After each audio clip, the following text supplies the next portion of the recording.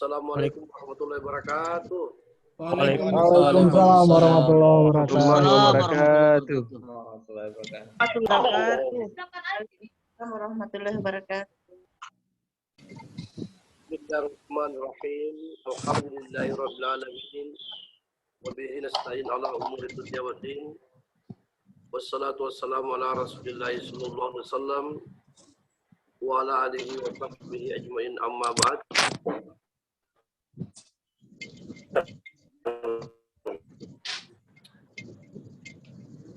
Rabbi shrah li sadri wa yassir li amri wahlul 'uqdatam min lisani yafqahu qawli.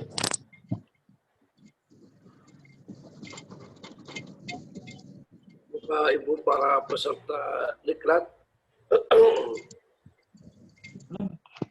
keluarga Sakinah yang saya banggakan, alhamdulillah pada siang hari ini kita kembali bersua dalam layar masing-masing untuk melanjutkan pelatihan.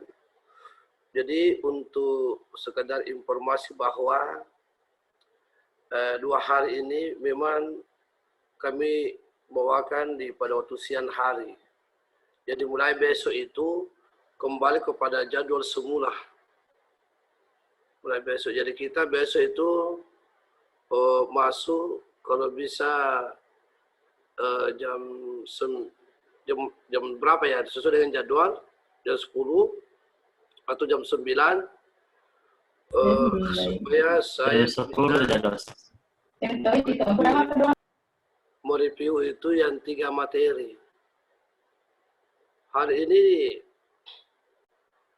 2 hari ini kemarin hari ini saya memang tidak sesuai dengan jadwal karena bertepatan mengajar saya pada pelatihan kemasjidan yang sementara berlangsung saat ini di Balai Diklat. Jadi alhamdulillah hari ini kami sudah selesaikan dengan 2 materi saya dan saya kembali kepada Bapak Ibu dan insya Allah kita akan masuk besok sesuai dengan jadwal yang telah ditentukan oleh penyelenggara dalam hal ini panitia.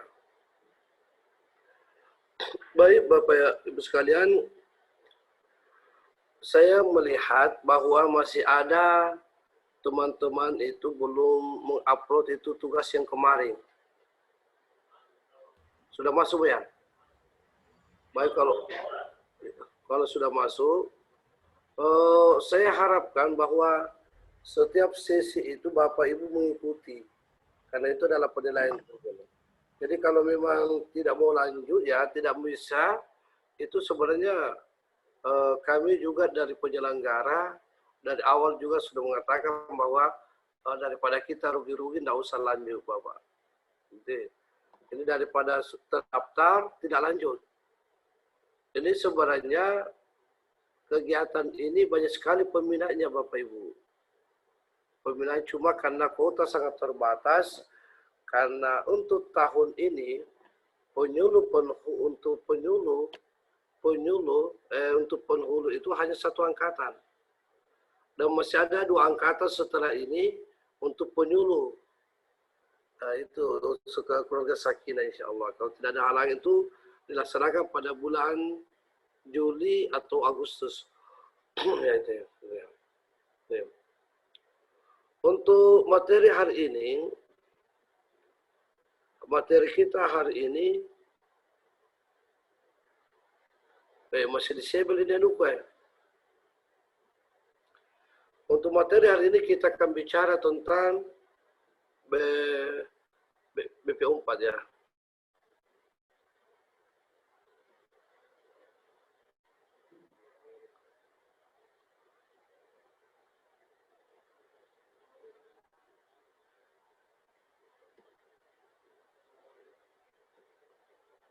Ini.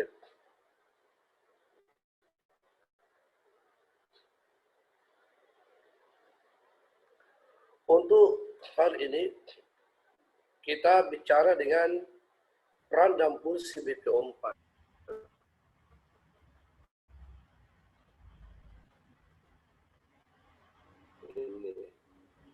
Ya.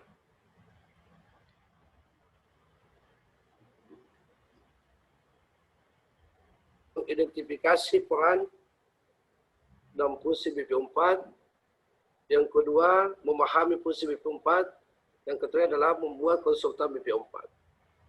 Ini yang untuk tema pembelajaran sejarah BP4.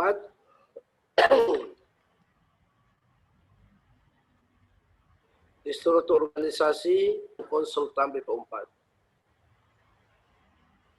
Nah, Bapak Ibu sekalian, saya mau tanya dulu Bapak Ibu, apa yang Anda pahami tentang BP4 itu? Adakah manfaat yang dirasakan oleh masyarakat dengan kehadiran BP4, Pak? Saya minta untuk berkomentar dulu yang kepala KUA itu Bapak Ustaz Ibnu Wahab. Karena dia selaku ketua BP4 di kecamatan. Silakan Ustaz Ibnu Wahab.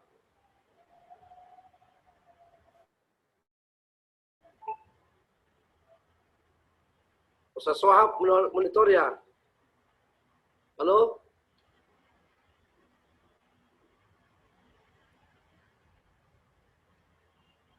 Kalau tidak ada Wahab,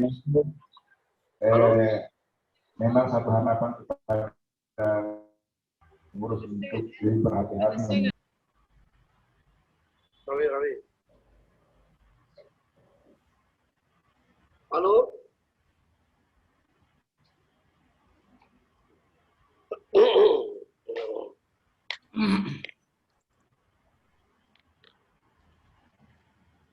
Mana.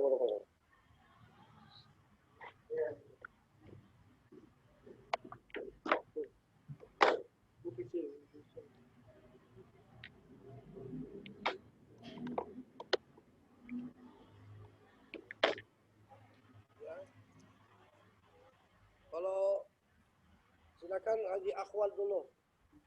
Apa yang kita paham tentang BP4 itu, Ustaz?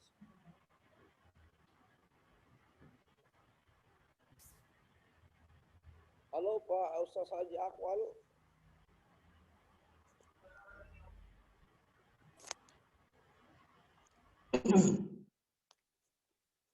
Halo? Halo, suara saya didengar ya? Dengar, Ustaz. Ya, silakan Ustaz Haji Akhwal. Saya persilakan untuk berbicara tentang BP4. Kecil lagi suaranya, Ustaz. Ya.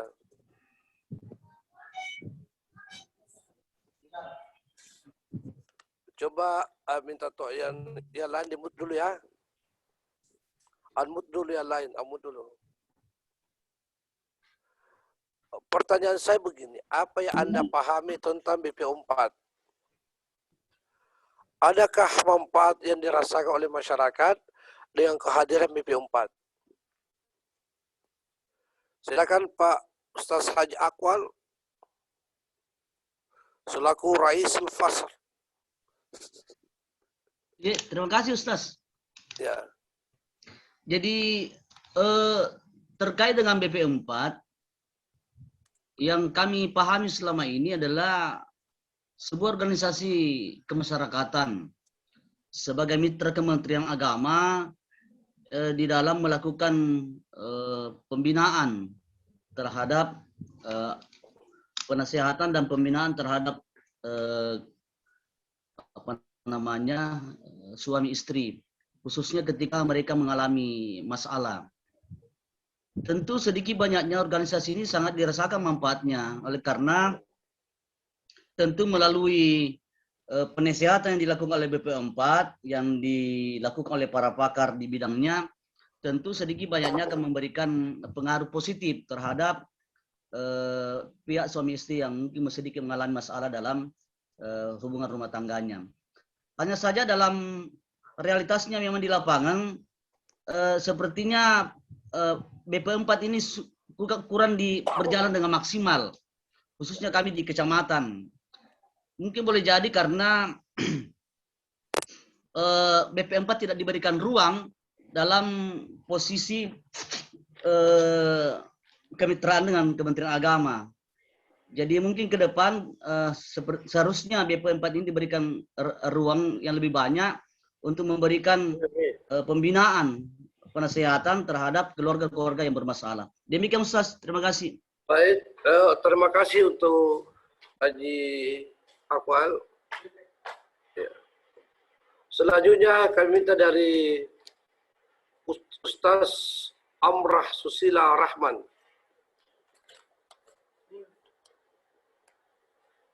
Ustaz Amrah Susila ya. Siap-siap. Ya, Pak, silakan.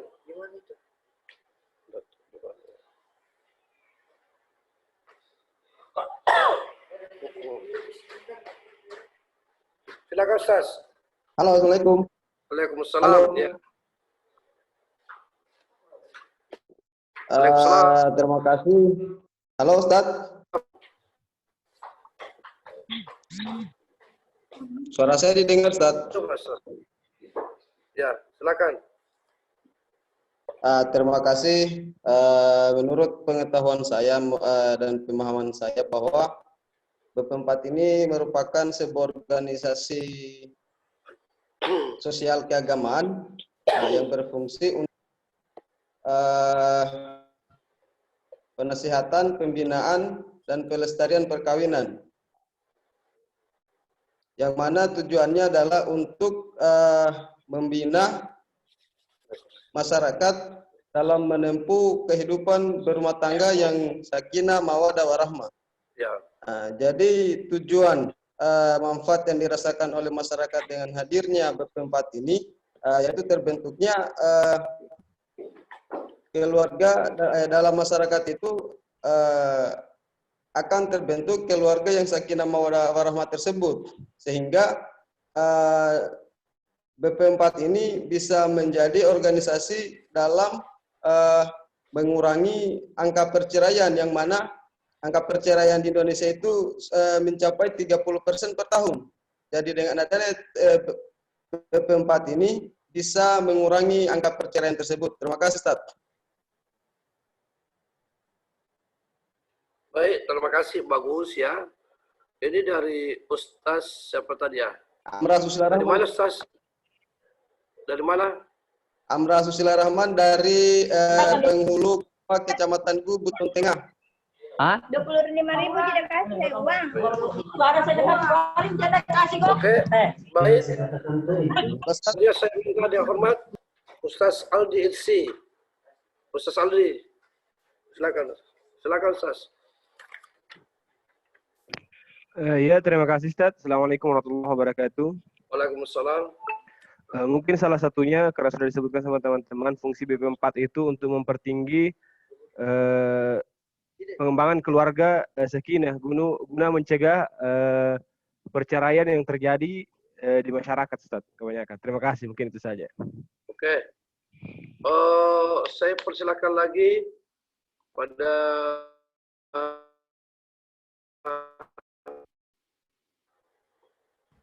Ustaz Sulaiman SAG. Ustaz Sulaiman monitor ya?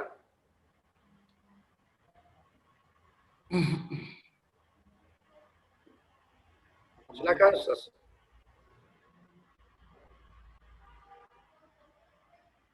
Ustaz Sulaiman.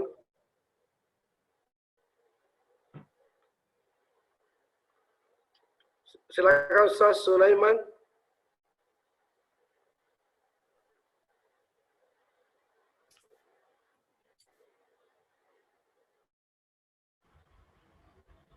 Kalau begitu bisa ya?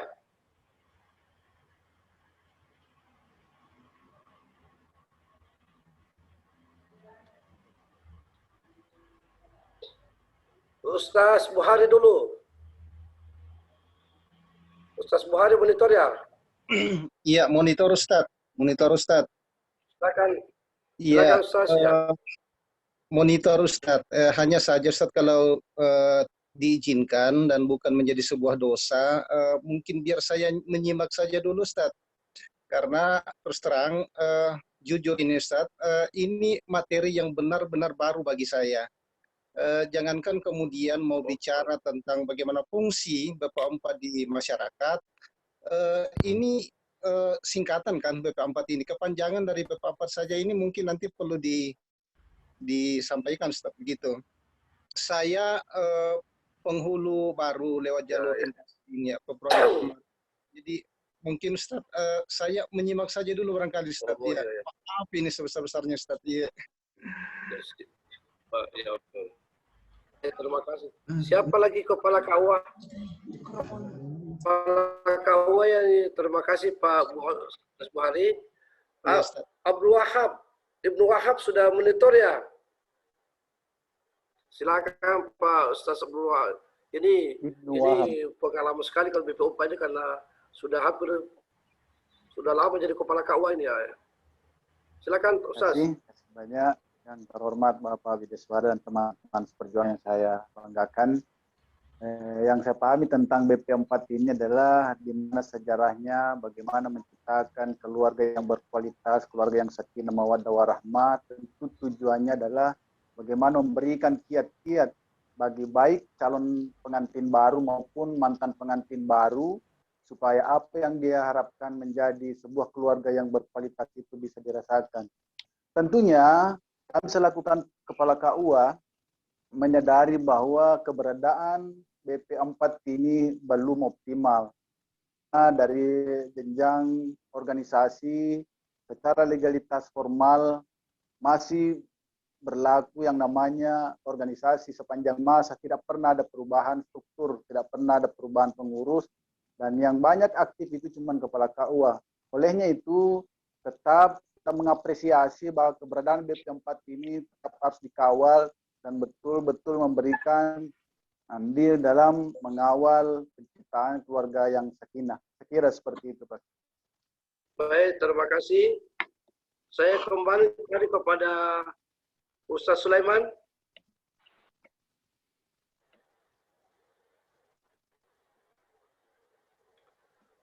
Ustaz Sulaiman, monitor. Saya persilakan kepada Ustaz Nurdin. Silakan Ustaz.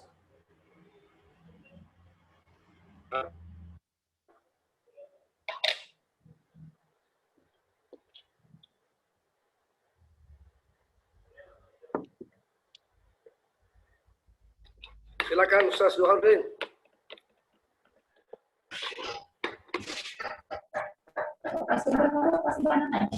Bisa saya masuk, Ustaz? Dan juga siapa lah yang mau bicara? Silakan. Halo, Assalamualaikum. Waalaikumsalam. Iya, dengan siapa? Waalaikumsalam. Pak Juarudin SAG. Ya, silakan Ustaz. Bismillahirrahmanirrahim. Assalamualaikum warahmatullahi wabarakatuh. Sebelum kita bicara banyak tentang peran dan fungsi BP4, tentu kita harus melihat kenapa ada BP4. Ya, BP4 itu sebenarnya lahir sudah bukan organisasi baru, sudah lama, hanya peran dan fungsinya tidak berjalan maksimal. Dia lahir pada tahun 1954, dan dia bersifat masih lokal, dia masih ada BP5, kemudian ada BP4. Nanti pada bulan Januari, tanggal 3 Januari tahun 1960, maka dia terbentuk BP4 pusat, yang pada saat itulah baru diberlakukan ada anggaran dasar dan anggaran rumah tangga, ada RT-nya BP4. Maka setelah ada itu, dia berbentuk sebagai organisasi sosial keagamaan yang bentuknya masih, kalau dulu dia masih ex officio-nya kepala KUA. Ex officio-nya kepala KUA. Kepala KUA juga tugas X-nya adalah ketua BP4. Namun pada perkembangan kemajuan, setelah ada pengadilan agama, kemudian berpisahlah BP4 dari ex officio-nya kepala KUA. Maka kepala KUA tidak serta-merta dia juga kepala BP4. Dia harus di luar pekerjaan ex officio-nya kepala KUA. Oleh karena itu, ini kita melihat sejenak ke belakang tentang kepala KUA. Kenapa ada BP4 ini dibentuk? Ternyata awal mula dibentuknya BP4 ini pada saat masih di Bandung, pada tahun 1954, itu didasari karena tingginya angka pernikahan anak. kemudian tingginya angka perceraian. Dua faktor inilah yang melatar belakangi munculnya BP4. Maka terbentuklah, kalau dulu masih ada BP5, Badan Pembinaan Penasihatan Pembinaan Pelestarian Perceraian dan Pernikahan. Maka setelah selesai tahun 1960 dan setelah dibentuk BP4 Pusat yang pertama tahun 1961, yang pada saat itu ketuanya adalah Haji Siso Sudarno, maka resmi nama menjadi BP4, Badan Penasihatan Pembinaan Pelestarian Perkawinan, BP4. Kenapa tidak lagi dengan perceraian? Karena pada saat itu sudah ada pengadilan agama. Oleh karena itu, kalau bicara tentang apa manfaatnya bagi masyarakat, sebenarnya ini adalah organisasi yang sangat dibutuhkan masyarakat, baik untuk persiapan pra-nikah maupun pasca nikah. Kita sebagai DKUA tentu sangat membutuhkan peran dan kerjasama dengan BP4. Apalagi sekarang di Kementerian Agama ada namanya kursus calon pengantin. Tentu ini kalau ada MOU dengan BP4 sangat bagus. Hanya lagi-lagi persyaratan untuk bisa menjadi pemateri dalam kursus calon calon pengantin sangat dibatasi. Harus punya sertifikat bimbingan pranikah. Artinya pembimbing pranikah bagi orang-orang BP4. Oleh karena itu, bagi kami di KUA sangat membutuhkan adanya peran-peran ini. Hanya masalahnya lagi-lagi kerjasama dengan lintas sektoral, bukan hanya Kementerian Agama tetapi juga harus ada dukungan dari pemerintah daerah. Karena dia adalah organisasi ekstra yang di luar dari Kementerian Agama, walaupun dia linearnya masih punya hubungan erat dengan Kementerian Agama. Saya kira untuk sementara itu Ustadz yang bisa saya pahami tentang BP4 ini. Assalamualaikum warahmatullahi wabarakatuh. Waalaikumsalam, ya. Terima kasih Pak Ustaz Jawaluddin. Jadi ini sengaja saya brainstorming dulu untuk Bapak Ibu sampai di mana pengetahuan kita tentang BP4. Ya, ternyata tadi itu kan bervariasi Bapak Ibu. Jadi sekarang kita lanjutkan, yaitu bahwa ini sejarah BP4. Jadi sejarah BP4 itu pada tanggal 3 Januari 1950, itu 4 bulan setelah proklamasi ini. Jadi ini hak mirip itu sama dengan bahwa dia akan mengacu pada kelahiran Kementerian Agama. Itu kelahiran tadi sudah disampaikan Pak Yoni, Pak. Namun pada tahun 54 itu dia dengan organisasi penasihat perkawinan di Bandung. Ini tadi kan sudah ini. Sekarang BP4 itu adalah Badan Penasihat BP4 itu adalah Badan Penasihatan Pembinaan dan Pelestarian Perkawinan. Pertanyaan saya Bapak Ibu sekalian, kenapa didahulukan penasihatan dan pembinaan dan ini diakhirkan perkawinan? Padahal inti daripada BP4 ini adalah bagaimana melaksanakan penasihatan itu nikah dan setelah nikah. Mungkin ada yang bisa jawab?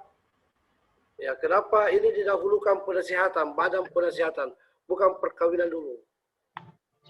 Saya Ustadz Nasrawati dari Mamuju Tengah. Silakan. Saya rasa kenapa penasihatan yang lebih didahulukan, karena sebelum melakukan sesuatu pernikahan atau hubungan rumah tangga, tentunya yang mesti diketahui bahwa kita harus menasehatinya, karena di dalam perkawinan itu tentu banyak sesuatu yang harus diketahui oleh calon yang membina rumah tangga. Jadi yang mesti didahulukan itu adalah menasehati dulu sebelum melakukannya. Ya, jadi dinasihati dulu sebelum melakukan. Ya, siapa lagi Pak. Saya Ustaz. Nasrul Ustaz. Saya Ustaz. Siapa itu ya? Mas Silakan. Tambahan Pak, saya. Silakan Hasnati. Oke, makasih Pak. Sebelumnya Pak, saya minta maaf karena kemarin saya tidak bisa ikut materi Bapak karena kendala jaringan dari pihak adminnya katanya. Jadi saya kemarin standby di depan HP sekitar 2 jam juga, tapi tetap tidak bisa masuk. Oke Pak, itu alasan saya tidak bisa ikut kemarin Pak. Ya oke, lanjut. Untuk masalah yang yang hari ini yang katanya kenapa harus ada penasehatan dulu? Ya, kalau menurut saya emang penting sekali Pak, sebelum melakukan pernikahan itu ya harus dinasihati dulu, biar si pengantinnya ini tahu apa-apa saja yang harus dia lakukan, yang dia tidak bisa lakukan, itu dilakukan biar untuk mencegah terjadinya perceraian atau percecokan nanti setelah dilakukan pernikahan ini. Jadi itu salah satunya untuk mencegah adanya pertikaian dalam sebuah rumah tangga. Makanya kalau menurut saya penting sekali dilakukan nasihat atau pembicaraan sebelumnya dengan calon pengantin ini. Mungkin seperti itu Pak penjelasan dari saya. Ya, Terima kasih. Kalau begitu, ya ini ada pertanyaan lain saya tadi. Pertanyaan saya selanjutnya, nanti saya persilakan lagi ya. Pertanyaan selanjutnya, kenapa kehadiran BPO 4 ini belum mampu mengurangi itu angka perceraian? Silakan yang mau bicara. Karena mungkin Pak ini BPO 4 ini kan saat ini kurang dilibatkan ya. Kalau di tempat saya ya. Karena memang ininya juga anggotanya pun juga itu tidak jelas siapa-siapa orangnya. Jadi kita sebagai penyuluh kadang yang dilibatkan. Jadi mungkin itu Pak alasannya kenapa masih terjadi perceraian atau apa. Jadi mungkin kerja dari anggota dari BP 4 ini kurang maksimal. Baik. Iya. Oke, jadi begini Bapak Ibu, BPO 4 ini hadir sebagai mitra Kementerian Agama. Iya. Tujuan BPO 4 ini adalah untuk menasihati dan membina dan melestarikan perkahwinan dan mengurangi perceraian sebenarnya.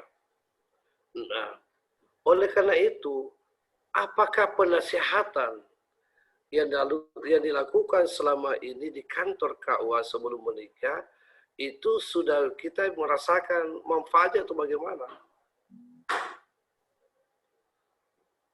Siapa yang mau bicara? Tes. Ya silakan. Saya atas nama Ahmad Humaidi dari KUA Sajoangi, Ustaz. Ya silakan. Terus terang ketika kita melihat Badan Penasehatan Pembinaan Pelestarian Perkawinan ini, selama ini yang berjalan cuma penasehatan. Pembinaan dan pelestarian itu mungkin kembali ke keluarga calon pengantin atau ke pengantin baru tersebut. Gitu. Yes. Nah, kalau kembali ke sana, berarti BPO 4 ini bukan saja BPO 4, tapi hanya BP saja ya. Iya. Ada penasihatan yang dia lakukan. Oleh karena itu Bapak Ibu sekalian, inilah kekurangan. Kenapa? Karena penasihatan itu yang diistilahkan sekarang adalah pranikah. Itu tugas utamanya, tugas intinya itu adalah para penghulu, bukan penyuluh. Kalau penyuluh dilibatkan, no problem, tapi itu bukan tugas utamanya penyuluh. Oleh karena itu, bagi seorang penyuluh, tidak bisa melaporkan, mengatakan bahwa memberikan nasihat kepada pranikah, tidak bisa dalam laporan.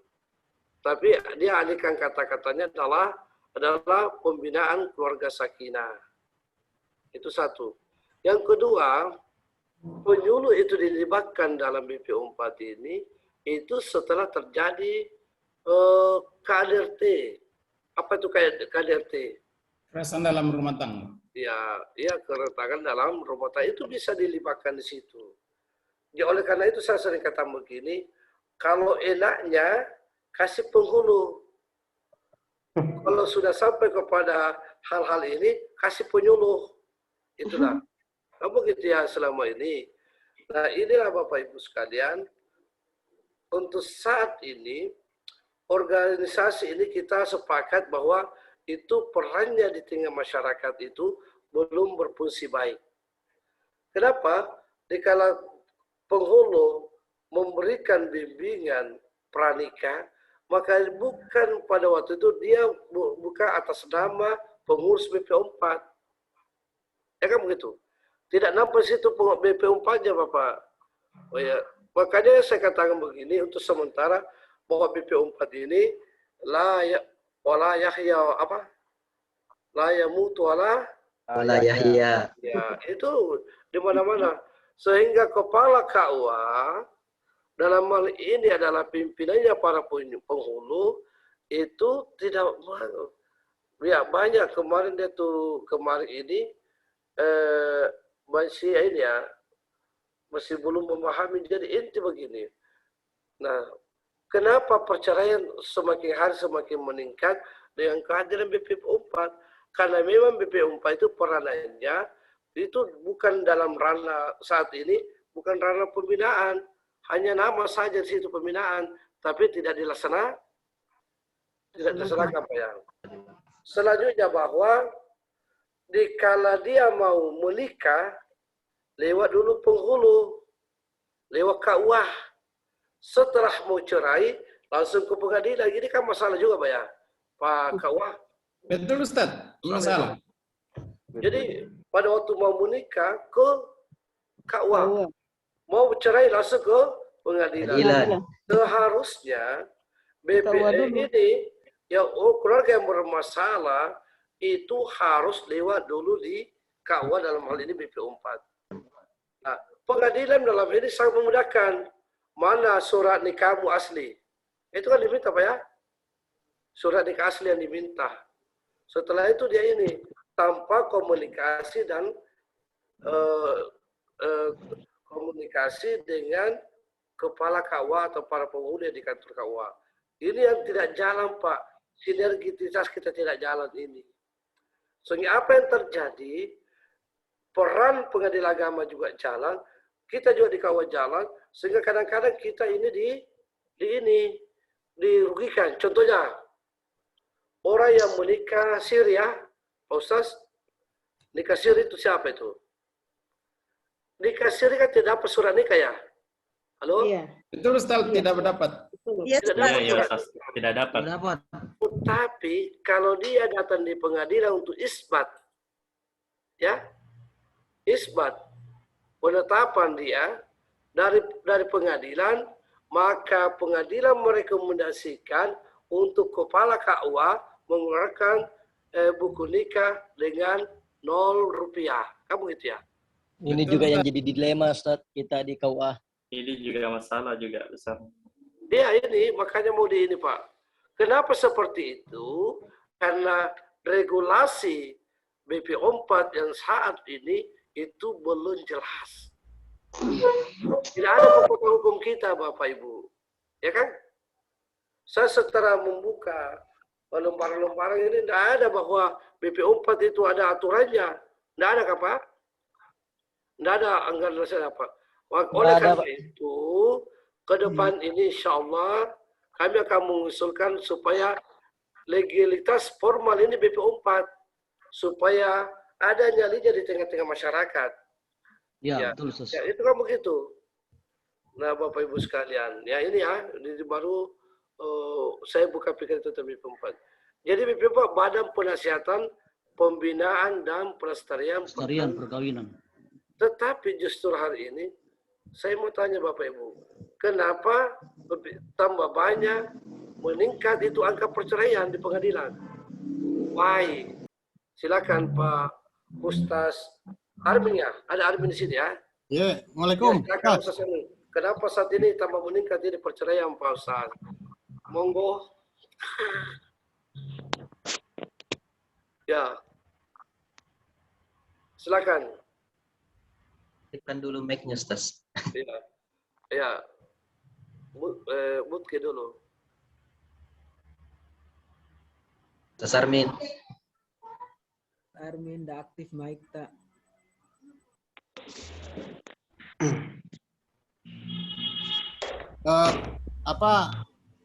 Itu BP4, Badan Penasihatan Pembinaan dan Pelestarian Perkawinan memang belum berjalan maksimal. Kedua, rendahnya pengetahuan tentang pembinaan rumah tangga, sakinah mawaddah warahmah oleh calon-calon pengantin, karena rata-rata tidak dipungkiri masih ada beberapa, bahkan masih banyak itu nikah di bawah umur. Tinggal mengurus dispensasi di kecamatan, belum siap lahir dan batin, mereka sudah menikah. Itu yang pertama. Yang selanjutnya penasehatan di KUA itu memang belum menyentuh secara intensif, karena meskipun ada program pemerintah dalam bimbingan perkawinan BINWIN, tapi itu juga hanya berlaku hanya 2 sampai 3 hari. Jadi intinya menurut saya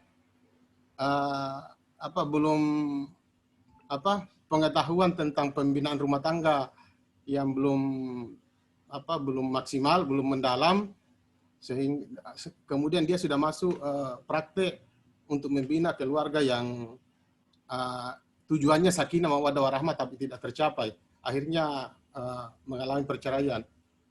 Ya, ada beberapa baru-baru ini di tempat saya di KUA Bontonompo ada contoh kasus seorang suami istri yang sudah mempunyai anak tapi sudah punya 2 anak, Ustaz. Tapi umur orang tuanya masih muda, masih 20-an tahun, belum cukup 30. Ternyata yang menjadi biang kerok juga, yang menjadi pemicu percekcokan maupun sampai bercerainya ini keluarga muda adalah karena komitmen itu masih rendah. Dalam artian apalagi laki-laki ya, ini kan laki-laki muda kalau melihat bunga-bunga muda juga, tunas muda juga masih melirik. Jadi itu salah satu, Ustaz. Ini contoh kasus ini ada betul terjadi di KUA saya di Bontonompo. Ya. Untuk sementara begitu, Ustaz. Assalamualaikum warahmatullahi wabarakatuh. Waalaikumsalam. Baik, ini tadi ada kasusnya. Sekarang ini karena terlalu semakin meningkatnya ini adalah angka perceraian di mana-mana, Pak, di hampir di seluruh Indonesia, khususnya di Makassar dan Sulawesi Selatan dan sekitarnya. Ya. Kenapa terjadi seperti itu? Mungkin ada informasi dari Ustaz Abu Hurairah. Silakan Ustaz Abu Hurairah. Ya. Baik. Terima kasih atas kesempatan yang diberikan. Jadi, ya kenapa terjadi perceraian atau ya banyak terjadi perceraian? Karena itu tadi yang disampaikan oleh Ustaz Armin, karena banyak menikah di bawah umur. Ya. Kemudian kedua, pengetahuan yang dia miliki itu sangat minim tentang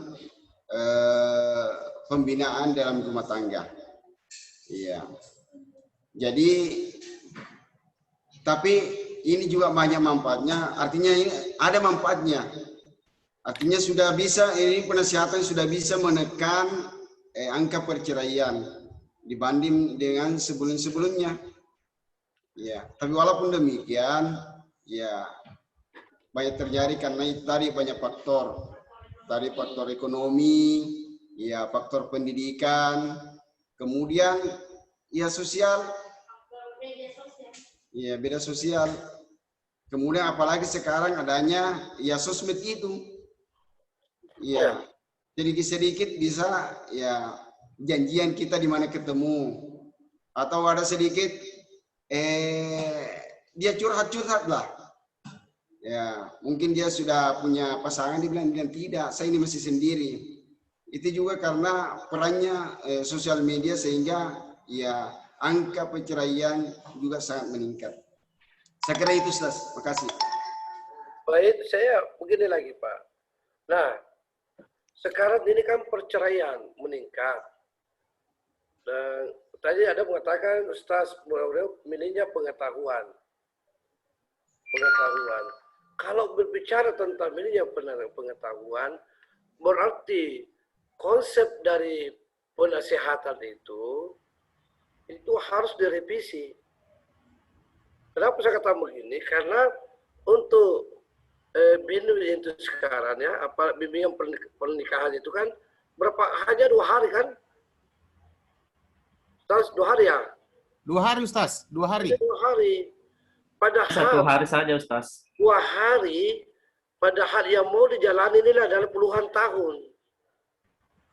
Seharusnya, mohon maaf, ada agama lain itu di sini bahwa itu kan ada dia mengadakan penasehatan itu, pembinaan itu 6 bulan sebelum menikah, Bapak. Jadi betul-betul dia sudah ini. Kita ini contohnya mereka datang bersama-sama, pulang bersama-sama, baku bencen, berhadapan lagi di situ dibilang tulis itu anumu, tugas kewajibanmu apa nanti. Itu kan kurang efektif. Oleh karena itu, ini juga yang dikatakan Pak Ustaz tadi bahwa dan teman-teman yang lain bahwa di bawah umur itu kan ada aturannya. Di bawah umur itu kan harus ada rekomendasi dari pengadilan agama kan? Pengadilan agama ya. Ya pengadilan agama. Ini kan dispensasi. Ya dispensasi dari pengadilan agama. Sekarang untuk ini setelah saya melihat kasus-kasus yang ada di pengadilan, hampir 70% itu adalah gugat cerai. Kalau gugat cerai berarti istri yang menggugat suami.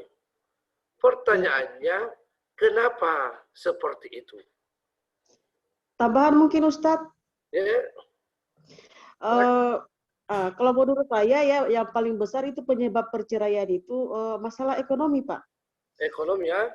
Ya, ekonomi. Jadi gini, sekalipun dia umpamanya usianya masih di bawah umur, tapi kalau umpamanya ekonominya sudah mapan, itu tidak jadi masalah. Karena kita sebagai perempuan, ini kan rata-rata sekarang itu yang menggugat itu perempuan ya. Jadi si perempuan ini kita sebagai istri ini ya butuh ya ditunjang ekonominya secara inilah finansialnya harus bagus ya. Jadi apa-apa yang kita butuhkan pun itu terpenuhi dengan bagus. Kalau sudah terpenuhi dengan bagus dalam kehidupan rumah tangga, Pak, saya rasa perceraian itu akan jauh. Ya. Karena sekarang ini apa-apa umpamanya kayak yang menikah muda. Setelah dia menikah, sebelum dia menikah dia pakai skincare, umpamanya perawatannya mahal. Setelah dia menikah, pasangannya dia panggil dia, mungkin saya cinta kamu, saya ini kamu. Tapi semua itu oke lah sebelum kita menikah, semua atas dasar cinta. Tapi kalau hanya cuma dasar cinta, Pak, kayaknya saya tidak bisa, kecuali ekonomi memang sudah harus matang, karena setelah menikah pun dia butuh skincare yang bagus, dia butuh istrinya cantik, tapi ekonominya tidak mampan ya, tidak mapan. Jadi ini saya rasa kalau di tempat saya dan di mana-mana kayaknya saya nonton di televisi itu semua rata-rata artis pun ya Pak, artis pun yang sudah sekaya itu, sudah setenar itu, dia bisa bercerai karena gara-gara ekonomi. Jadi ini kayaknya pemicu utama ini ekonomi, bukan kalau menurut saya, pandangan saya Pak, ekonomi dilanjutkan dengan apa ya, kurangnya pemahaman itu, tapi yang masalah utama ini ekonomi semua ya. Kita sebagai istri, kalau umpamanya ekonominya sudah bagus, apa-apa dibeli, ini semua ada. Ya, kita pun mau bekerja, curhat kayaknya ini Pak ya. Nah, jadi ini si suami ini menuntut istrinya dia harus cantik, dia mau makan enak, tapi gajinya pun dia kasih istrinya 1 bulan itu mungkin dia kasih ya 500.000 atau berapa. Sementara mana cukup Pak kalau begitu ya. Pengen makan ikan besar tapi dia uangnya cuma mau kasih uang kecil ya, ikan kecil ya, mana bisa. Jadi terjadilah pertengkaran di situ dalam rumah tangga. Terjadi terus begitu. Apalagi sudah punya anak ya. Sudah punya anak, kebutuhan semakin bertambah lagi. Jadi menurut saya itu ya Pak ya. Jadi kalau saya di kantor Pak, kalau mamanya ada yang mau menikah begitu, saya kasih kursus pernikahan itu, saya kasih tahu dulu, saya tanya dulu, laki-lakinya kerja apa?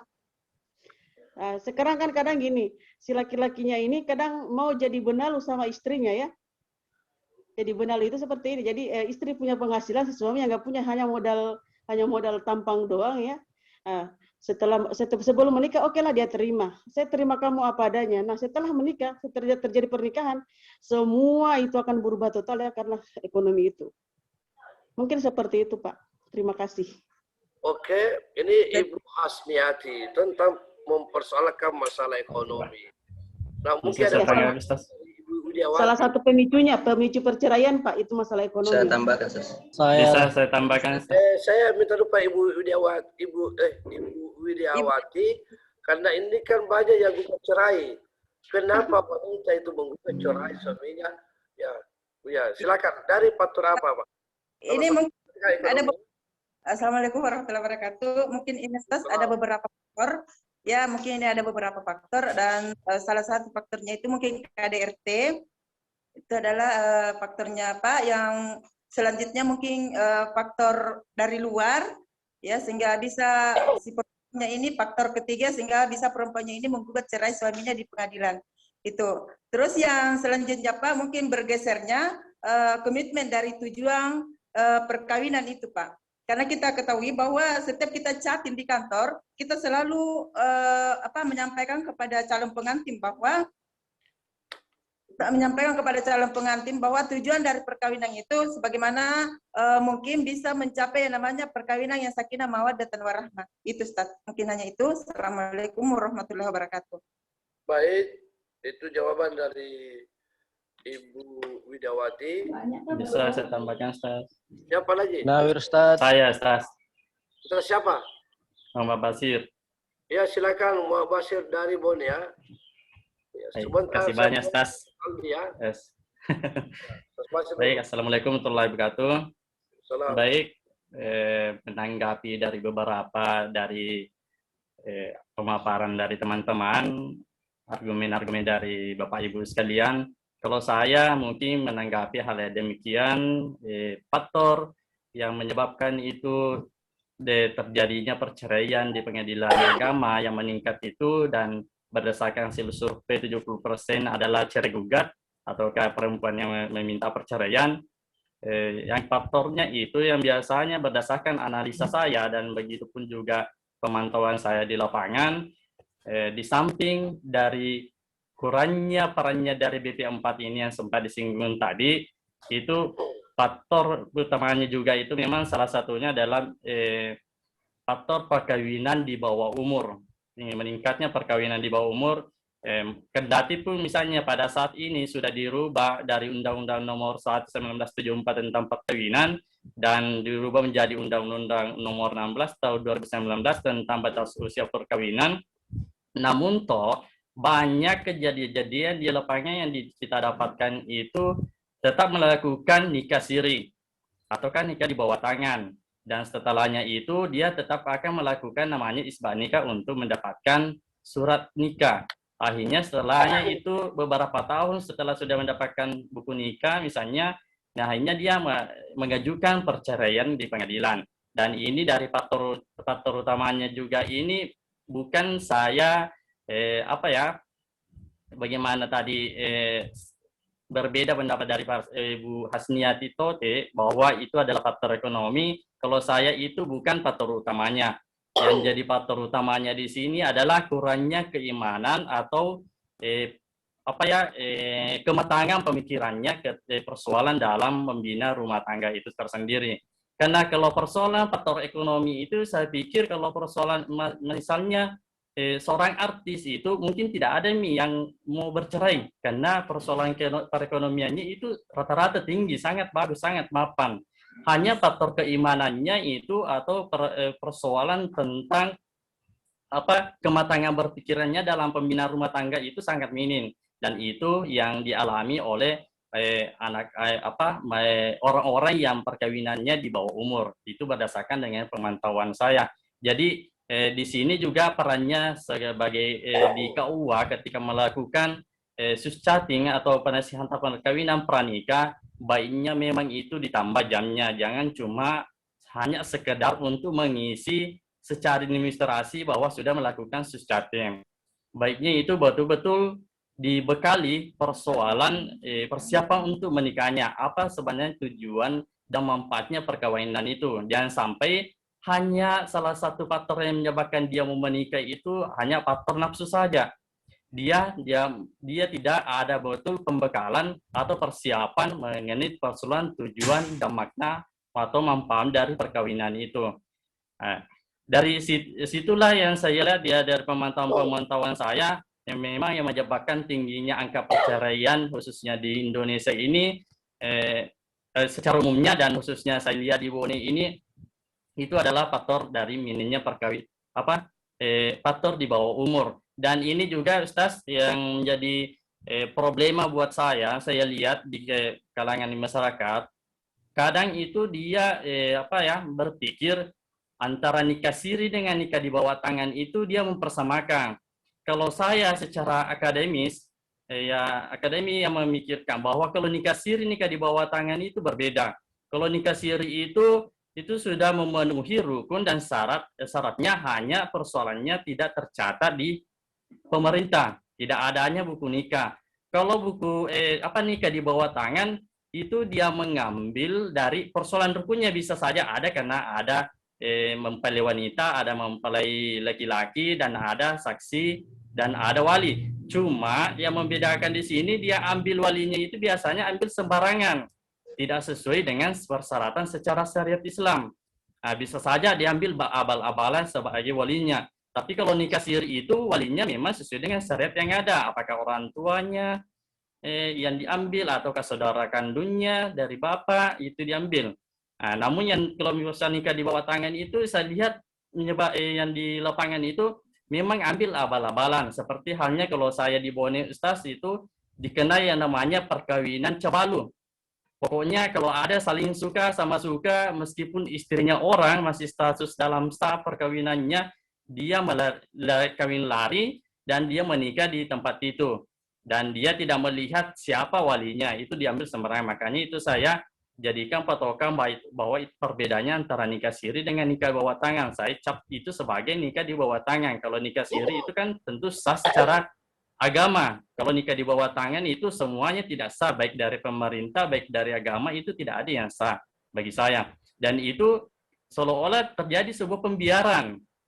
Terjadi pembiaran dan dibalakan nanti baru mau dibikinkan lagi isbat nikah. Isbat nikah setelah isbat nikah lagi, akhirnya menimbulkan lagi kemelut dalam masyarakat, terjadilah angka perceraian yang lebih tinggi karena memang persiapannya sebelumnya ini bukan berdasarkan dari tujuan dan hikmah perkawinan itu, namun dasari atas dasar hawa nafsu itu tersendiri. Jadi yang lebih penting di sini adalah tingkatkan keimanannya dan pembekalan dan kematangan dalam membina rumah tangga itu tersendiri. Demikian Ustaz, mungkin itu dari saya. Terima kasih. Assalamualaikum warahmatullahi wabarakatuh. Bagus. Itu salah satu juga pemicu tadi teman-teman itu adalah nikah di bawah umur yang pengetahuannya itu. Tapi ada sedikit tadi Ustaz ya, ini ada pernyataan tadi dari Pak Ustaz Burhaida juga mengatakan bahwa persoalan media sosial, bagaimana itu Ibu Suharni menanggapi itu? Monitor Ibu Suharni? Suharni ada ya? Silakan Suharni, Bu Suharni, bagaimana? Apakah benar perlu dikatakan ada juga bahwa salah satu juga penyebab perceraian itu karena melalui media sosial, seperti yang dikungkapkan tadi Ustaz Abu Hurairah. Silakan. Ya, Assalamualaikum warahmatullahi wabarakatuh. Waalaikumsalam. Ya, kalau kita melihat secara sama seperti sekarang ini Ustaz, yang notabene orang sudah tidak asing lagi yang namanya media sosial atau sosmed.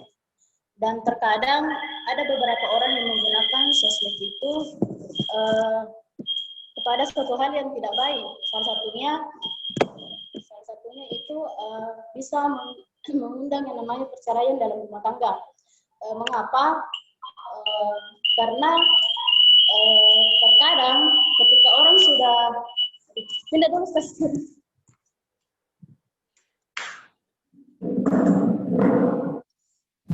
Maaf Ustaz, karena sama Ibu Jumriati, jadi tidak jelas suaranya. Halo Ustaz. Ya, lanjut. Saya lanjutkan Ustaz. Berisik. Alasan saya mengapa salah satu yang menjadi kasus dampak atau penyebab perceraian itu media sosial. Kita ambil contoh Ustaz, ketika kita mengadakan suatu reuni atau ketemu dengan teman sekolah, mungkin salah satunya itu ketika mereka bertemu dan mereka adalah mantan pacar atau pernah menjalin hubungan, maka dari situ Ustaz ada muncul sesuatu yang tidak baik dalam pikiran mereka. Dan kemudian setelah mereka pulang maka berlanjut ke yang namanya Facebook atau WA. Jadi mungkin seperti itu. Kenapa saya katakan bahwa media sosial itu menjadi salah satu penyebab yang namanya perceraian. Jadi alangkah lebih bagusnya kita sebagai pengguna media sosial lebih menggunakan kepada aspek kebaikan. Jangan sampai kita menyalahgunakan media sosial ke hal-hal yang tidak baik. Mungkin seperti itu dari saya Ustaz. Assalamualaikum warahmatullahi wabarakatuh. Baik, terima kasih ya. Ini Bapak sekali ini saya sudah bisa melihat, memahami bahwa ternyata untuk kenapa seorang istri banyak menggugat itu banyak hal yang bisa diantaranya karena ini menikah di bawah umur. Ini yang terakhir lagi kalau ada reuni mantan pacar, mantan kenalan dulu, katanya begini, dia tuh masih di SMA dulu, di kuliah, hanya aku memandangmu dari dalam hati saja. Tidak mampu aku mengungkapkan kata-kata itu. Tetapi sekarang, Anda sudah, tapi apa aku kata waktu itu? Tidak kudapat waktu gadismu, aku menunggu pada waktu kamu. Ya ini kan banyak. Kasus-kasus yang seperti terjadi di mana-mana. Nah, kita ini sudah ada gambaran. Selanjutnya, apa itu tujuan BP4? Tujuan BP4 adalah untuk mempertinggi untuk mempertinggi mutu perkawinan, guna mewujudkan keluarga sakinah menurut ajaran Islam untuk mencari masyarakat yang maju mandiri dan sejahtera material spiritual. Ini tujuan BP4. Sebenarnya kalau kita mengkaji, tujuan BP4 adalah bagus sekali. Mewujudkan keluarga sakinah dan menurut ajaran Islam. Bagaimana keluarga sakinah itu menurut ajaran Islam, Bapak Ibu sekalian? Saya minta kepada Ustaz Aldi Irsi. Ustaz Aldi, bagaimana membina keluarga sakinah menurut ajaran Islam? Kenapa saya, Pak? Ya, sudah menikah Ustaz? Sudah atau belum? Iya, alhamdulillah sudah menikah, Ustaz. Ya, bagaimana menurut Ustaz ini ya? Baik, terima kasih. Mungkin yang seperti yang dibilang Pak Ustadz sebelumnya bahwa yang harus dipahami itu tentang ilmu dan keimanan, karena bagaimanapun juga masalah ekonomi itu masalah kesekian itu masalah kecil insya Allah yang menjadi masalah besar kalau kita tidak memiliki pemahaman tentang bagaimana seharusnya berkeluarga, persiapan-persiapan apa yang mesti kita lakukan dalam menghadapi permasalahan-permasalahan yang bakalan kita hadapi ke depannya, karena pasti akan ada hambatan-hambatan yang seperti itu, Pak. Jadi kita persiapkan dulu pemahaman tentang keilmuan, tentang berumah tangga, kemudian keimanan, baru kemudian menyusul yang dan lain sebagainya, seperti saling memahami dan lain sebagainya, Pak. Terima kasih. Mungkin itu. Oke, terima kasih ya. Jadi begini, Pak. Nah, ini kan mewujudkan keluarga sakinah. Saya melihat begini, ini sebelum saya minta komentar Bapak Ibu, karena saya sekarang begini Pak, saya senang sekali dengan komentarnya Bapak Ibu nih, saya dapat ilmu baru lagi dari informasi Bapak Ibu ya, jadi saya ucapkan terima kasih semua komentarnya tadi bagus semua. Ini kan kita share saja Pak. Kenapa saya share begini, kalau saya hanya bicara terus Pak saya capek, ya. Tapi kalau saya begini kan, apalagi kalau siang hari ini, tentunya Bapak Ibu itu segudang ilmu. Kenapa? Karena Bapak Ibu itu kan praktisi di lapangan. Apalagi para penyuluh, setiap hari itu mencari orang-orang bermasalah. Sedangkan penghulu setiap hari menunggu pendaftar nikah.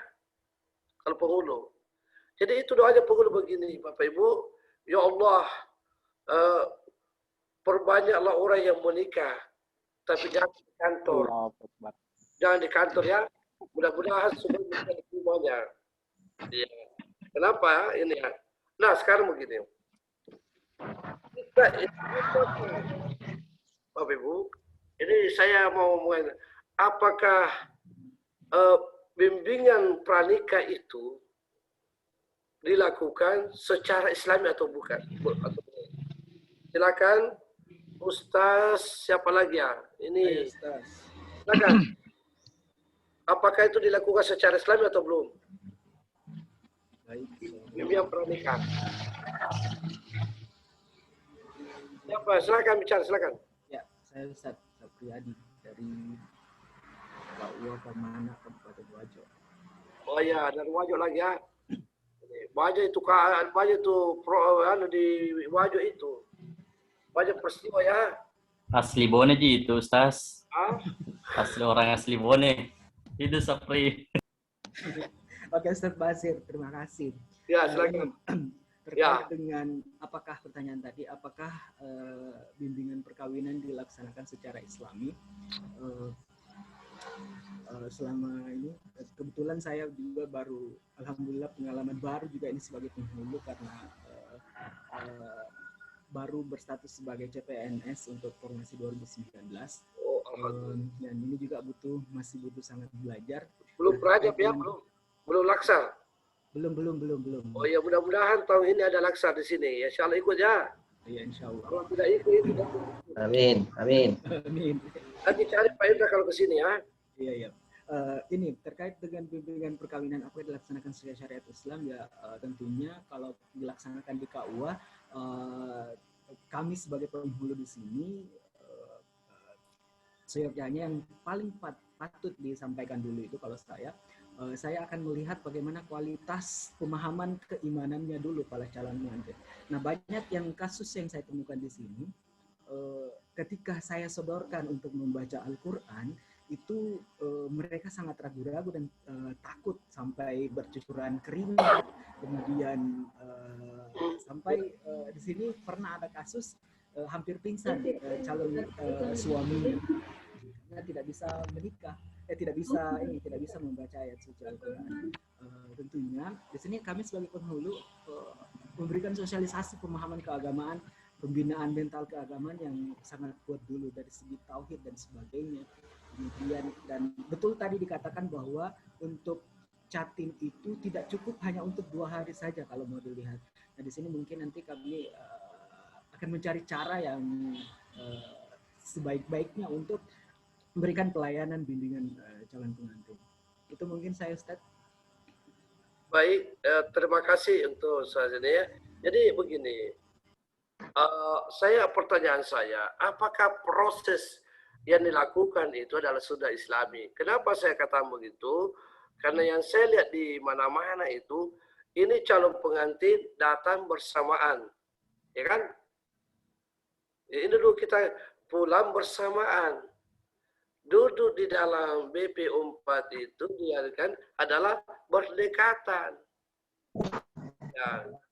Ini secara saya lihat ini dulu dari Islaminya dulu Pak ya, bukan dulu apa materinya, bukan ini dulu. Iya baik San. Korea Utara San. Apa yang terjadi?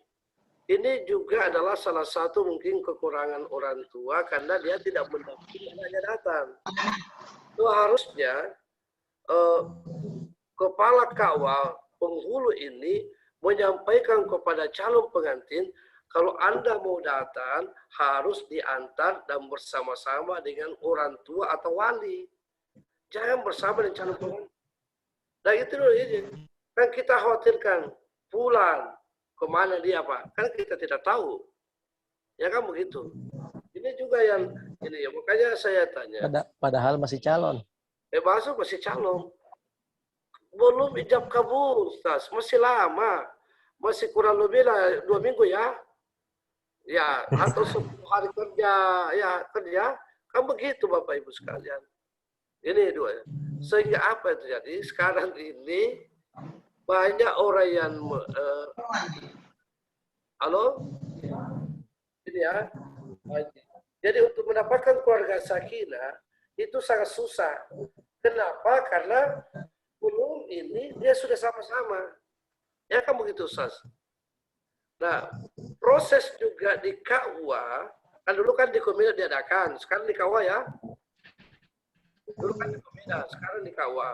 Prosesnya juga, kalau saya lihat di tempat lain, disuruh situ saling suap menyuapi. Ini kan sudah tidak benar. Itu menurut kacamata Islami. Padahal ini kan ini sehingga apa yang terjadi? Materi apapun yang diberikan pada waktu itu tidak bisa diterima. Kenapa tidak bisa diterima? Karena gayanya begitu datang. Wajar kalau ada yang tadi materinya itu disuruh mengaji, itu menangis. Karena itu bukan karena banyak. Dia belum tahu juga, tapi itu pun juga dikasih sertifikat. Yang tidak tahu mengaji kan, siapa lagi tadi ngomong itu? Ya, Sapriadi itu kan dikasih sertifikat lulus, padahal kan tidak tahu mengaji. Nah, inilah mungkin kita dari para pemangku dan pengambil kebijakan di sini, pihak-pihak yang terkait harus merumuskan seperti ini. Indikator-indikator apa yang harus dilakukan sehingga ini bisa lulus, ini tidak. Kalau perlu ditunda pernikahannya. Ingat bahwa bin-bin itu adalah salah satu prasyarat utama bagi kedua calon untuk dilalui, Pak. Itu administrasi. Nah, kalau tidak lolos di situ, jangan, Pak. Kalau perlu ditunda. Pertanyaan saya kepada Bapak Ibnu Wahab, apakah bisa ditunda kalau sudah seperti itu, Bapak? Bisakah diluluskan orang yang tidak diluluskan dalam catin? Ustaz Ibnu Wahab. Silakan, Ustaz. Halo? Bisakah orang tidak diluluskan dalam catin?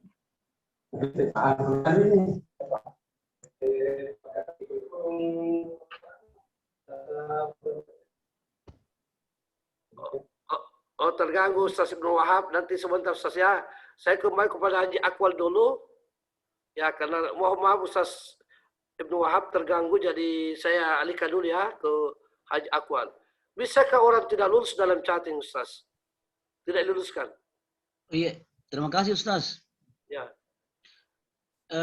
Jadi memang sesungguhnya kalau kita berbicara aturan, ya harusnya ada yang tidak lulus, ada yang lulus. Kalau betul-betul mekanisme itu kita jalankan dengan sesungguhnya. Tapi memang realitas di lapangan, hampir semua yang ikut bimbingan perkawinan itu pasti dinyatakan lulus. Ya, dinyatakan lulus. Walaupun sesungguhnya secara bekal-bekal keilmuan untuk memasuki pintu pernikahan memang sangat minim. Ada catin yang memang bacaan Al-Qurannya amburadul, kasihan. Ada yang bahkan tidak paham tata cara mandi junub dan lain sebagainya. Jadi saya kira memang ilmu-ilmu dasar yang mereka butuhkan dalam membina rumah tangga, sesungguhnya mereka belum paham. Tapi disitulah berbicara lagi faktor kemanusiaan lagi, Ustaz. Ketika dia tidak diluluskan kemudian pernikahannya itu, dia tentu banyak hal yang terkait. Sehingga kemudian itu yang berbicara. Ya, saya kira begitu dan informasi Ustaz. Terima kasih. Bagus, Pak. Ya, jadi begini. Ada pengalaman saya di sini, Ustaz Awal. Waktu itu orang tidak lolos dalam perjabatan, tidak tahu mengaji, Pak. Saya bersikeras untuk tidak meloloskan, tapi karena ada kebijakan lain, itulah kita ada orang timur, Pak ya. Iya. Orang timur. Jadi di situ juga dari satu sisi, apalagi kalau undangan sudah beredar. Ya, betul. Ya itu Bapak beredar. Ini sudah ini. Baru kita kan fatal juga nanti. Ini ya Pak. Nah, ya, saya kira bantuan dan budget ini. Maaf Ustaz.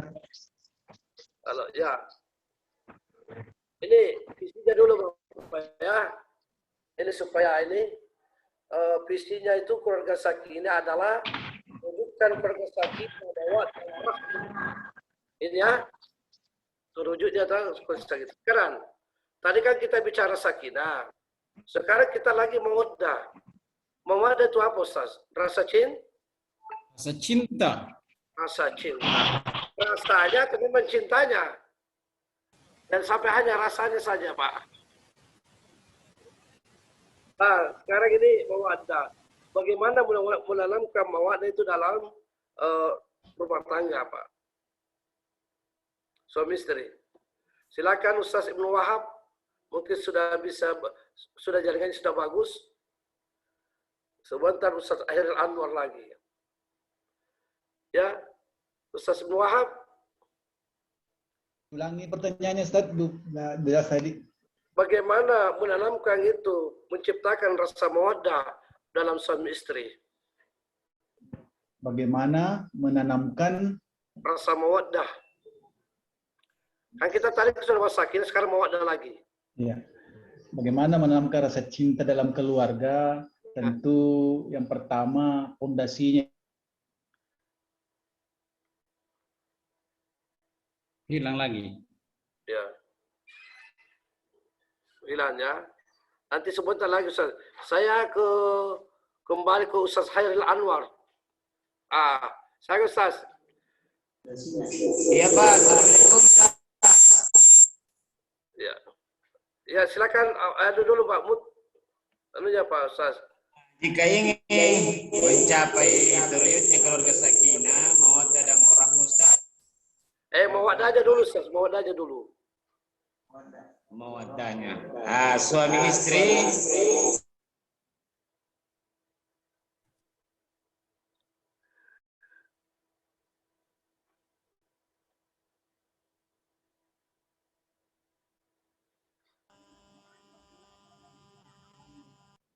Halo, oke, karena gangguan, saya kembali kepada Ibu Masrudi.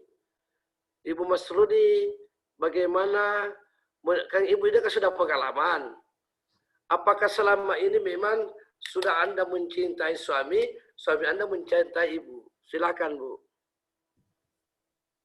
Terima kasih. Assalamualaikum warahmatullahi wabarakatuh. Alhamdulillah pernikahan kami Pak sudah 30 tahun lebih. Karena ya. Dan selama ini alhamdulillah kami membina rumah tangga, alhamdulillah anak sudah berhasil, tinggal yang bungsu sudah semester 7 dan yang lainnya sudah berkeluarga dan bahkan kami sudah punya cucu dan alhamdulillah dalam rumah tangga kami kami rasa aman saja walaupun sebenarnya tidak ada yang rumah tangga bermasalah. Tapi bagaimana kita dalam rumah tangga itu pandai-pandai mengaturnya. Karena ini kita sadar bahwa kita ini adalah bukan seorang malaikat yang tentu punya kekurangan masing-masing. Tapi kalau kita sadari bahwa kekurangan istri adalah merupakan dilengkapi adalah kebutuhan suami. Dan begitu pula sebaliknya kelebihan istri dilengkapi oleh kekurangan suami. Dan itu kalau kita sudah mengetahui semuanya, apa tugasnya kita seorang istri, apa tugasnya seorang suami. Dari awal itu walaupun dulu kita tidak ada yang namanya catin Pak, tapi kalau kita sudah memahami peran masing-masing sebagai seorang istri, bahwa seorang istri itu tugasnya mulai terbitnya matahari sampai tertutupnya mata suami. Kalau itu yang saya biasa berikan pemahaman kepada secatin. Dan kenapa saya katakan begitu? Kalau istri menjaga itu makanannya suami di meja makan dan makanannya suami di tempat tidur, insya Allah rumah tangga itu rumahku baiti adalah jannati. Maksudnya rumahku adalah surgaku. Ya, dan istri juga harus memahami bahwa bagaimana menanamkan supaya ini cinta tetap utuh Pak. Istilahnya walaupun hanya tidak sampai bagaimana, tapi suami itu merasa cinta kepada kita. Sebelum berangkat suami harusnya ya. Halo. Silakan Bu. Ya, istri harus menyiapkan diri bagaimana supaya di mata suaminya itu istrinya lebih cantik dibanding perempuan yang di luar sana. Begitu juga pula kalau suaminya kembali, dia harus lebih cantik dibanding perempuan yang ditemui di luar sana. Kan seperti itu, Pak. Ya. Baik, terima kasih. Saya kembali kepada Ibu Hasniati. Kalau yang lain, yang lain, Ibu Hasniati itu ya, bagaimana Hasniati dalam menciptakan itu menanamkan rasa 1549.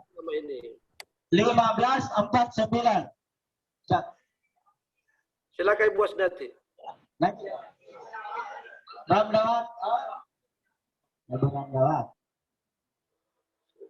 Gangguannya. Sekarang saya minta kepada Ibu Jumriati, SPDI. Bagaimana kebetulan ini suaminya, tadi saya ajar juga di sini, suaminya Ibu Jumriati ini seorang penyuluh agama. Ya.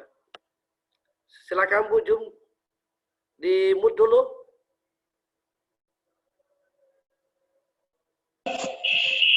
Baik, Assalamualaikum warahmatullahi wabarakatuh. Sesuai dengan apa yang dibahas tadi tentang visi bagaimana terwujudnya keluarga sakinah mawaddah warahmah. Jadi dalam rumah tangga itu yang utama dan paling penting adalah ada rasa saling cinta dan kasih sayang. Olehnya itu dalam rumah tangga itu seorang suami istri harus sama-sama memahami apa-apa hak dan kewajiban kita sehingga tercipta yang namanya keluarga sakinah mawaddah. Jadi sebagai seorang istri harus lebih taat dan patuh pada suami. Salah satu contoh yang sering terjadi itu kan biasa rata-rata seorang istri itu meninggalkan rumah begitu saja tanpa sepengetahuan suami. Padahal dalam pandangan Islam itu Pak tidak boleh seorang istri tidak boleh meninggalkan rumah tanpa ada izin dari suami. Kemudian selanjutnya dari itu ada menjalin kerjasama yang baik dalam menyelesaikan juga masalah dalam rumah tangga itu Pak harusnya diselesaikan secara baik.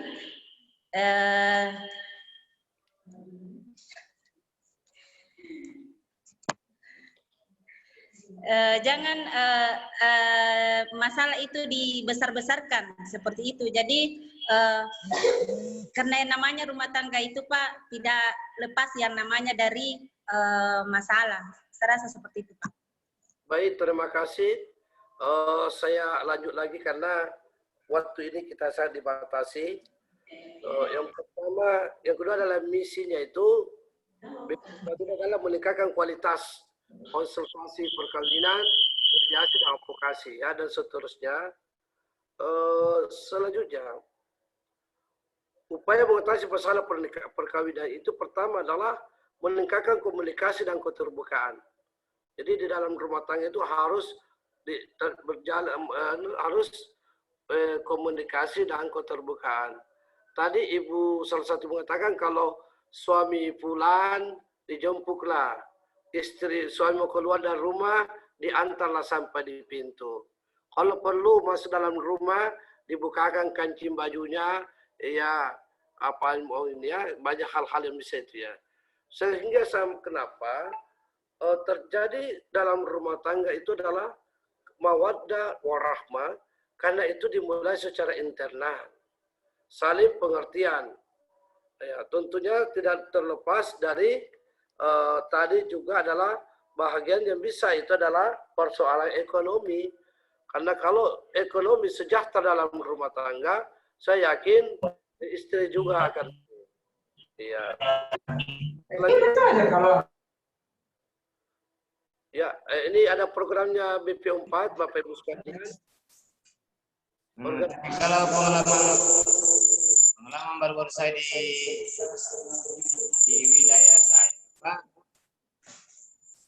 ada yang membuka cerai dengan alasan tidak mampu lagi melayani dari suami.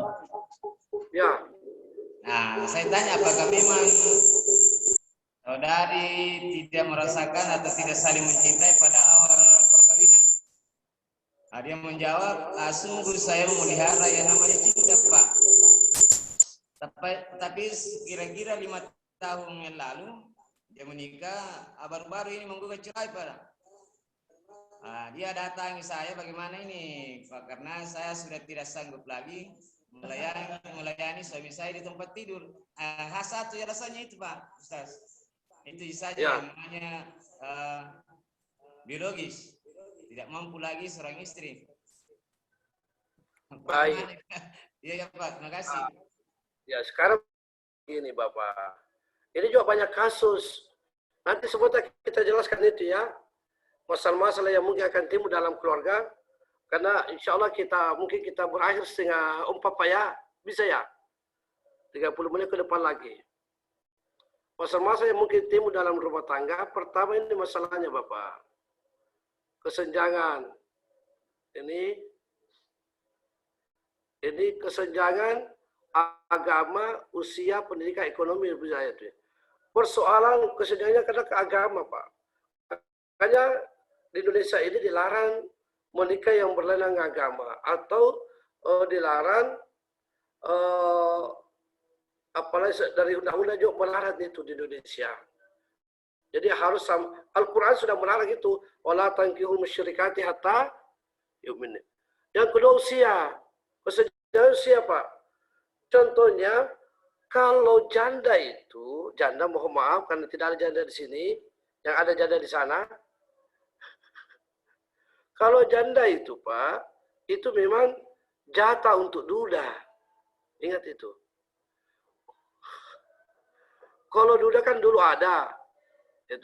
Oleh karena itu, jangan kalau Anda sudah duda, mencari umur-umur yang 17, kepoki. Pasti kita tidak akan mampu. Nah sekarang itu kalau sudah di atas umur ini Pak, mencarilah, ada istilahnya kafa'ah. Ini kan faktor siasa menunjukkan Pak. Sehingga apa yang tadi katakan, saya ini tidak mampu ekonomi kuat. Ekonomi saya kuat, tapi tidak ada aju-aju di suku Kumulanu. Ya, tidak ada aju-aju. Ini yang banyak Pak masalah. Yang kedua ini banyak Pak. Nah sekarang ini lagi ada banyak masalah di sini.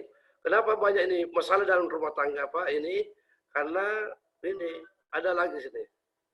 Ada namanya will dan Pil. Apa itu Will? Cinta idaman lain. Cinta idaman. Pria idaman lain. Ya. Perselingkuhannya di mana-mana. Wanita idaman lain. Ya, wanita idaman lain atau pria idaman lain. Ini juga pemicu. Kenapa terjadi ini? Karena tadi Ustaz Abu Hurairah mengatakan itu sudah bebas sekali orang main sosmed. Tadi juga siapa mengatakan bahwa main WA, apa janjian dan lain sebagainya. Sehingga terjadilah perselingkuhan. Ingat, perselingkuhan itu ditemani dengan iblis. Sedangkan dalam rumah tangga tidak ditemani dengan iblis. Sehingga itu perselingkuhan hanya keenakan sementara. Tapi kesengsaraan seumur hidup. Ini yang banyak Pak juga pemicu ini. Yang muncul dalam rumah tangga sebenarnya. Ya. Ya kan Bapak? Ini ya. Apalagi yang ini Pak? Banyak nih. Sehingga Bapak Ibu sekalian, untuk tugas kita ya. Untuk tugas kita Pak, saya akan ini ya. Untuk tugas kita sekarang ini, saya silakan Bapak Ibu mengambil dari beberapa masalah-masalah ini yang timbul dalam keluarga, silakan pilih salah satu dari ini, Pak. Dan bagaimana solusinya, bagaimana BP4 menangani tentang itu. Ya. Jadi silakan Bapak Ibu membuat ulasan tentang tadi itu ya.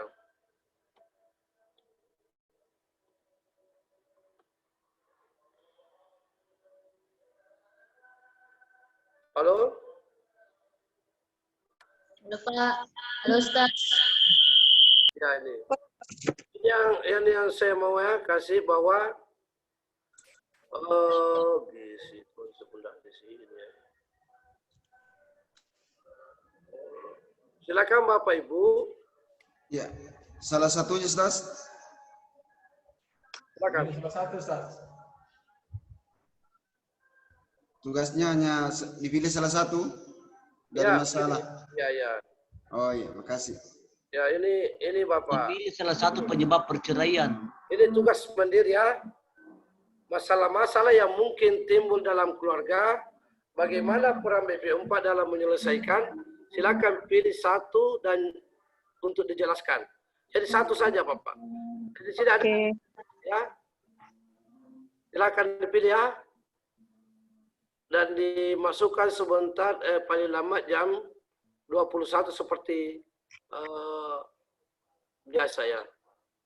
Jadi tentunya ada yang membahas masalah kesenjangan agama, usia, pendidikan. Silakan Bapak. Ada komunikasi.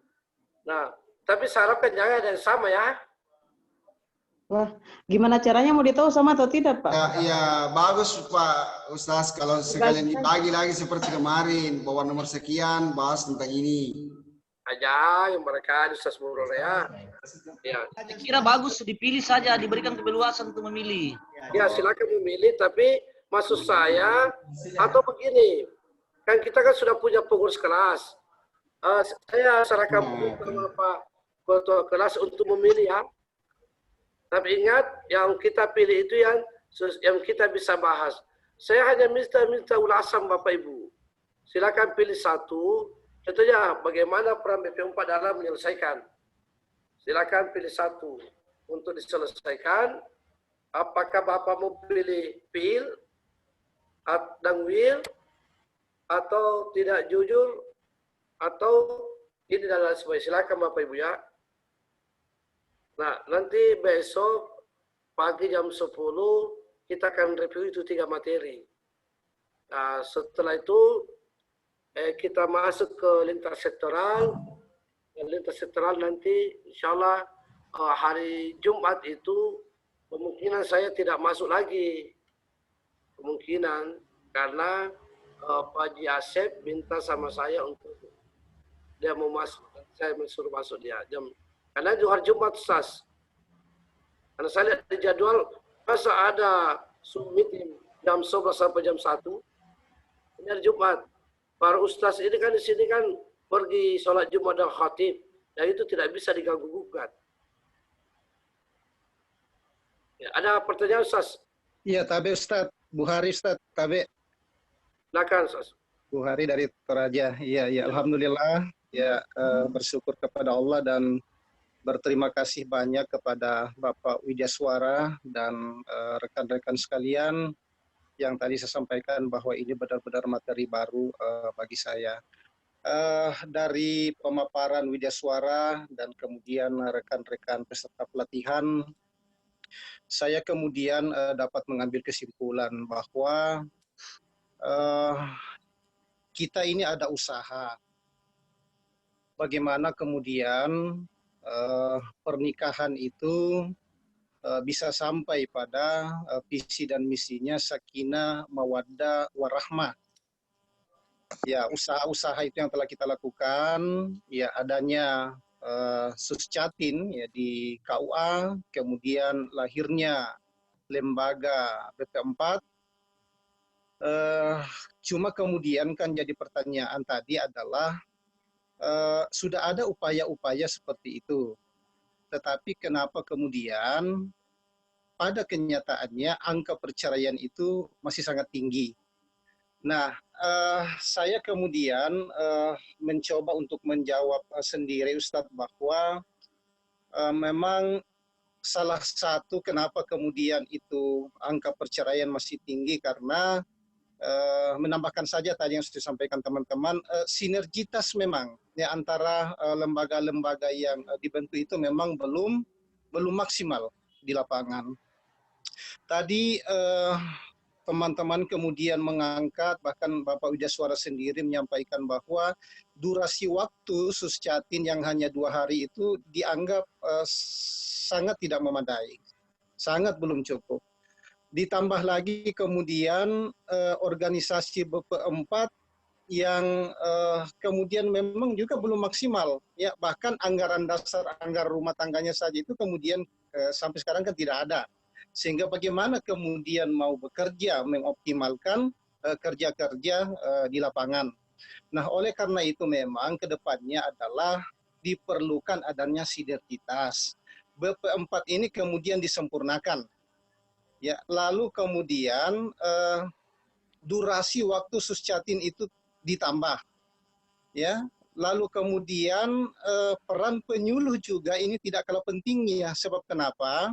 Peran penghulu di dalam memberikan suscatin itu memangnya hanya 2 hari, hanya 3 hari. Sementara tadi bahwa rumah tangga itu akan berjalan ya puluhan tahun, bahkan Ibu tadi mengatakan sampai kemudian tertutup mata kita, ya tertutup usia kita, ya sehingga memang dibutuhkan sinergitas. Siapa yang kemudian akan mengawal itu, ya mungkin perlu BP4 dioptimalkan cara kerjanya, mungkin kemudian ibu, bapak penyuluh, ya bagaimana kemudian ada binaan-binaan dan memang materi ini kemudian masuk di dalamnya sebagai materi inti, ya sebagai advokasi terhadap rumah tangga yang ada, ya sehingga kita berharap bahwa dengan sinergitas yang ada itu maka angka perceraian itu bisa kita minimalisir. Saya kira itu Ustaz. Ya, makasih.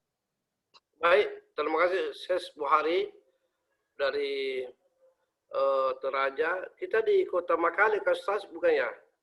Saya di Sangala Ustaz, tetapi tugas di Rantetayo, Kecamatan Rantetayo, Bandara Lama. Oh begitu ya. Ya, dan tadi Ustaz Tabe sedikit saya tambahkan kenapa memang betul-betul asing buat saya tadi materi ini, karena memang saya lewat jalur impasing. Sebelumnya saya guru, lalu kemudian ditarik oleh Bapak Kakan Kemenak lama waktu itu Pak Haji Muhammad, ya masuk ke kantor, lalu kemudian setelah ada impasing saya kemudian diusulkan. Dan saya dikukuhkan 24 Februari Ustaz, dan sampai hari ini belum ada peristiwa. Oh ya, alhamdulillah Pak. Alhamdulillah. Iya, terima kasih. Sekedar info teman-teman sekalian, ini impasing kemarin itu ya banyak sekali yang diuntungkan teman-teman yang lain ya. Jadi makanya banyak kita harus memang belajar kenapa diklat di Makassar ini untuk penghulu itu kan saya lihat programnya sudah tidak ada lagi. Inilah yang pertama dan terakhir, kecuali nanti ada diklat reguler penghulu atau penyuluh itu adalah KTI, karya tulis ilmiah. Tapi secara substantif ini mungkin. Tapi insya Allah Bapak Ibu tidak usah berkecil hati. Ke depan ini masih banyak, tahun depan masih banyak diklat-diklat tentang kepenghuluan, khususnya keagamaan Bapak Ibu sekalian. Oleh karena itu BP4 ini itu kan sudah lama Pak, sudah lebih 50 tahun berdiri ya. Ya sudah lebih 50 tahun. Tetapi kok sampai hari ini tidak ada anggaran dasar dan anggaran rumah tangga. Sekarang itu kan di pusat itu ketuanya kan Pak Prof. Nasarudin. Nah, BP4 ini itu di-SK-kan oleh camat di kecamatan. Kalau di kabupaten di-SK-kan oleh Bapak Bupati. Kenapa kita minta dari usulan kepala KUA? Jadi ini strukturnya itu adalah kepala KUA mengusulkan kepada camat untuk disahkan. Nah, siapa-siapa yang terlibat dalam kepengurusan BP4 ini adalah pertama adalah di kepala KUA, para penghulu.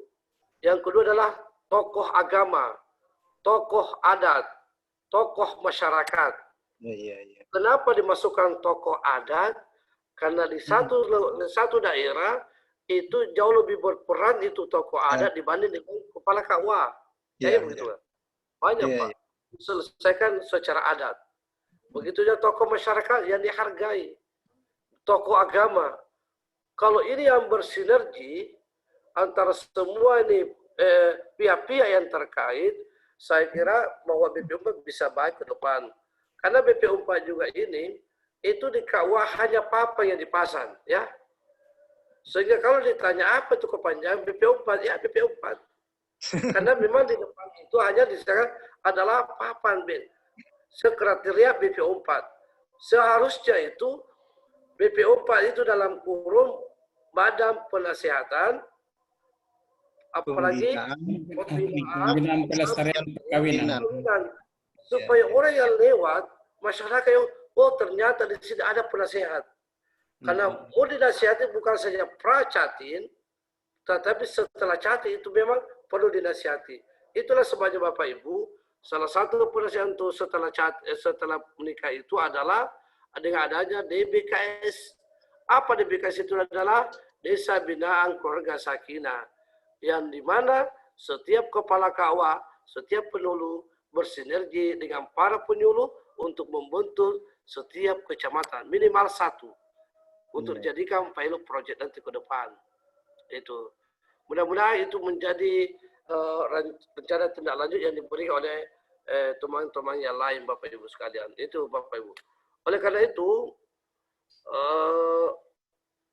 BP4 ini setelah Bapak nanti mengerjakan tugas-tugas tadi itu, jadi mohon Bapak ya kalau terlalu banyak tugas ini di penugasan dia Pak ya, ini kan menyita waktu juga Bapak Ibu. Tapi ingat bahwa ini adalah sudah bukan program Balai Diklat, tapi ini sudah program pusat. Bahwa untuk diklat seperti ini, PJJ itu harus ada penugasan. Supaya ada indikator apakah ini berhasil atau tidak. Ya kan begitu. Oleh karena itu teman-teman, saya sampaikan dengan hormat bahwa tolong itu tugasnya ini di-upload Pak. Paling lambat sesuai jadwal yang ditentukan. Karena supaya agar kami juga memberikan nilai, insya Allah sesuai dengan itu. Karena apa yang saya mau kasih nilai kalau tidak ada yang di-upload. Ya. Yang kedua, teman-teman, kehadiran teman-teman itu kami sangat mengharapkan. Ini hari ini baru 38 partisipan. Dari kan kemarin kan kurang, sekarang tinggi lagi. Saya syukuri itu Pak ya. Karena ada peningkatan. Mudah-mudahan dengan kehadiran Bapak Ibu kita dapat bersinergi bukan saja untuk lewat PJJ, tapi insya Allah pada masa-masa akan datang Pak, apakah lewat WA atau apa, so kita tetap ada komunikasi. Tujuan kita kan satu, mengurangi angka perceraian, itu saja Bapak. Satu itu. Yang kedua, bagaimana sebelum orang menikah itu betul-betul kita memberikan pembinaan. Karena itu saya katakan tadi, kenapa? Karena antara KUA dengan PA belum ada sinergi. Jadi kalau mau menikah datang di KUA, mau pisah datang di pengadilan. Kan begitu. Di pengadilan dia bayar, di KUA dia gratis. Sama dengan nikah siri tadi Pak. Di bawah tangan, dia datang di KUA di pengadilan minta isbat nikah. Setelah isbat nikah itu ditetapkan oleh pengadilan agama merekomendasi ke KUA untuk apa? Dikeluarkan buku nikah. Di pengadilan dia bayar, di KUA dia gratis. Ini kan bonus sinergi Pak ya. Artinya kalau bahasa diambil, kalau kering kasih saya.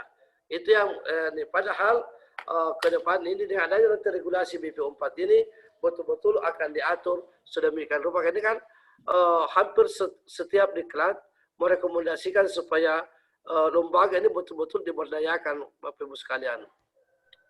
Baik, saya untuk sementara Saya kira itu saja Bapak ya. Masih bisa bertanya? Ya. Pertanyaan Ustaz. Ya, satu orang saya bisa Bu, ya silakan. Ya, baik. Terima kasih Pak atas kesempatan yang diberikan kepada saya. Mengingat waktu barangkali saya langsung saja Pak, terkait dengan apa yang telah dibahas tadi tentang faktor-faktor terjadinya suatu perceraian. Dari beberapa teman yang memberikan tadi alasan atau faktor terjadinya perceraian, diantaranya adalah ada salah seorang teman yang menyebutkan tadi karena faktor kekerasan dalam rumah tangga, ekonomi dan lain sebagainya. Yang jadi pertanyaan saya di sini Ustaz, apakah syarat-syarat bagi istri dibolehkannya menggugat cerai yang dibolehkan dalam hukum Islam? Apakah kekerasan dalam rumah tangga itu bisa menjadi alasan bagi seseorang untuk bercerai? Terima kasih Pak. Ya, begini Ibu. Ini pertanyaan dipending dulu, insya Allah besok saya jawab. Bagaimana proses itu ya? Nanti besok jam 10 saya jawab.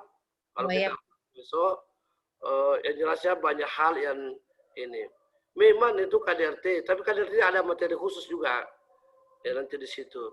Oleh karena itu Bapak Ibu, karena ini waktu untuk di Makassar ini sudah mau azan dan saya berusaha untuk mau salat berjamaah, maka untuk sesi ini saya sampai di sini dulu perjumpaan kita dan mohon maaf atas segala kekurangan dan terima kasih atas segala atensinya yang diberikan kepada kita semua sehingga pelatihan pada hari ini, siang ini bisa berjalan sesuai yang kita harapkan. Wassalamualaikum warahmatullahi wabarakatuh. Waalaikumsalam warahmatullahi wabarakatuh.